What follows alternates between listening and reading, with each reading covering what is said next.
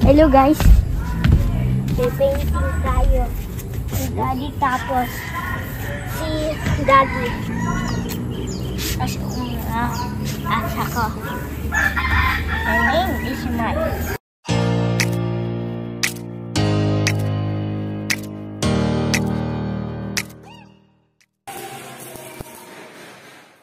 Good day and welcome back ulit sa ating channel na House Doctor Tutorial.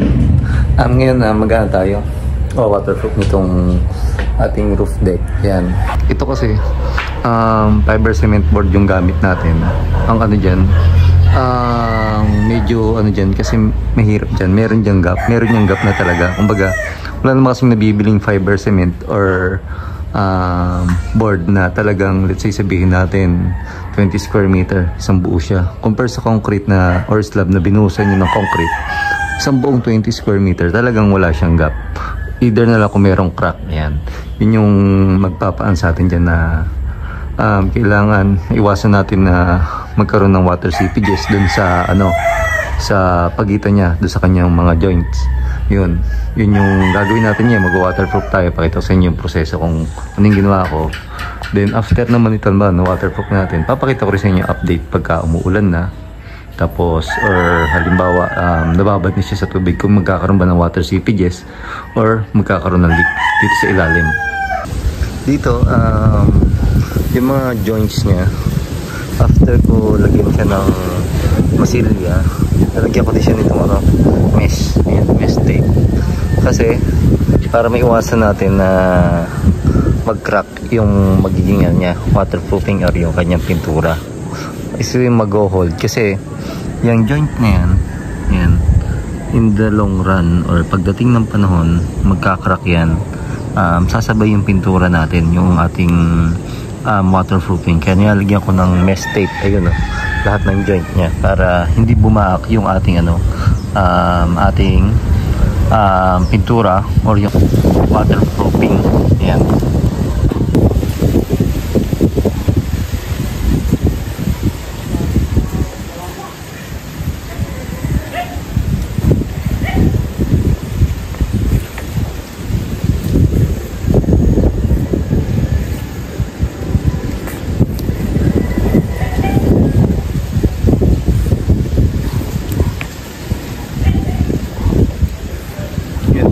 Waterproof lahat yan.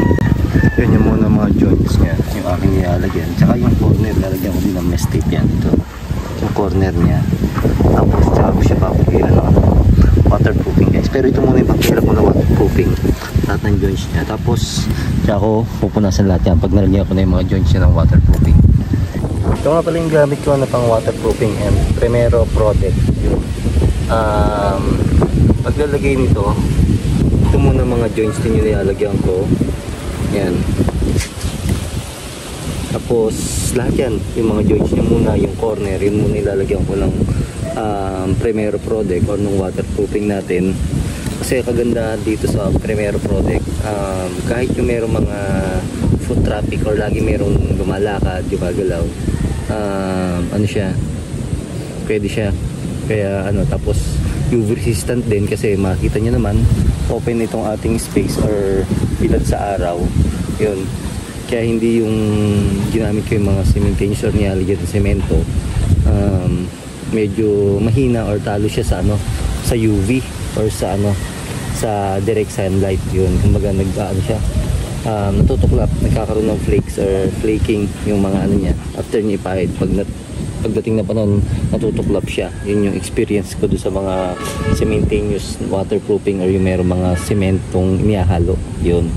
Ito yung ginamit ko, yung Primero product. Yan, nalagyan na natin lahat ng mga joints, tapos yung mga corner niya.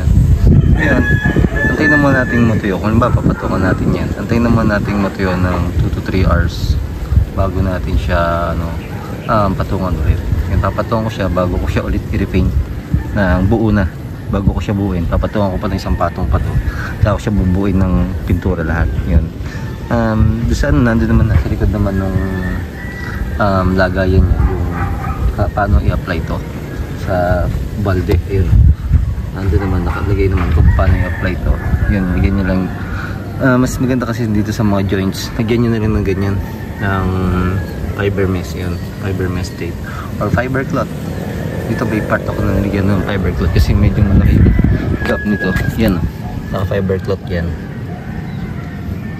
Waterproof kayo. Mas unahin nyo yung mga mic crack, yung mga cold joints, yung mga corner. Yan. Unahin nyo muna ang pahiran. Tapos tsaka nyo buuin. Mas maganda pagka ganun. Sa roof deck nyo merong may crack sa part na to. Unahin nyo muna yung lagyan ng waterproof. Tapos bago nyo buuin. Mas maganda gumamit kayo ng mesh tape or ng fiber cloth mesh. Ayun. Para mas maganda. Ngayon, after natin i-paint lahat ng minasilyahan natin. Lahat ng joints tsaka gap. Yan. Ito natin lagyan din ng mesh. Tapos napinturahan natin. Yan lahat. Pwede natin siyang i-waterproof or pinturahan yung buo na. Ngayon, gagawin natin muna is horizontal. Ala, baby, una? Yeah. Baby, una? Yes. Yes? Yun. Horizontal. Tapos, patutuyuin ulit natin. Tapos, after nung horizontal, lahat mo pa, ayun, pag-ganon muna. Ayun, o. Ano, baby, una? Lahat pag-ganon muna? Ha? Baby, una? Tapos, after nung pag-ganon, naman, pa-vertical naman. Or so, halimbawa po, nauna tayo ng pa-vertical, pa-horizontal naman after natin yung second coat, pa-horizontal naman. Ano, baby, una? Yes. Ito na. Hello.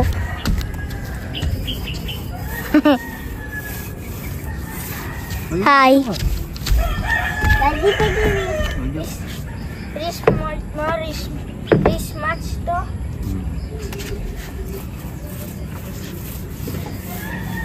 Ngayon, natapos natin ng first coat. Lahat pa vertical naman. Ngayon, horizontal naman yung second coat. Bago nyo nga pala i-second coat, kailangan patuloy nyo muna mga 3 to 4 hours para siguradong tuyo-tuyo na siya. Tapos tsaka natin isa-second coat. Yun, medyo ano pa kasi yung ano niya eh. Yung first coat niya, yun, medyo manipis pa. Kumbaga, hindi siya ano, sa term ng mga kasama natin pintor, hindi siya makatawan pag pinahid agad. Kumbaga, hindi siya yung ano, kumbaga kita pa yung may pagka-white nung ano, ng ating fiber cement board yan. Pero check natin sa second coat. Then update ko kayo kapag umulan ng malakas kung ano mangyari dito sa ating nilagay na ano, waterproofing. Yun yung na second coat natin. Pa horizontal naman. Kaso baka mag third coat ako kasi kita nyo yun. May mga part pa na halos hindi pa equal yung ating kulay. Yan, ito yung first coat. Yun yung second coat. Yan, baka mag third coat pa ako or as much as possible hanggang fourth coat para sigurado. Yan. Pero mga 3 to 4 hours ulit yung antay natin para mag third coat natin siya. Ang gusto ko pati dito, kaya ito yung ginamit ko. Okay siya sa foot traffic. Ibig sabihin, kahit malimit may lumalakad dito, hindi siya prone na mag-crack yung ating Primera product. Yun. Kasi unang-una, ano to? Fiber cement board, hindi naman siya kagaya talaga nung concrete or slab na buhos na mas ano siya, mas stable. Ito pagka ano, may lumakad, meron siyang movement talaga. Kasi nga, ano siya, hindi siya totally solid like ng mga concrete na slab na buhos. Ito kasi, syempre, portion by portion, let's say, another fiber cement board din, meron doon. Kumbaga, meron siyang hatian. Yan, kaya, mas ano siya, mas ano sa vibration or doon sa pagyanig pag mayroong mga lumalakad. Yun nga yung foot traffic, guys.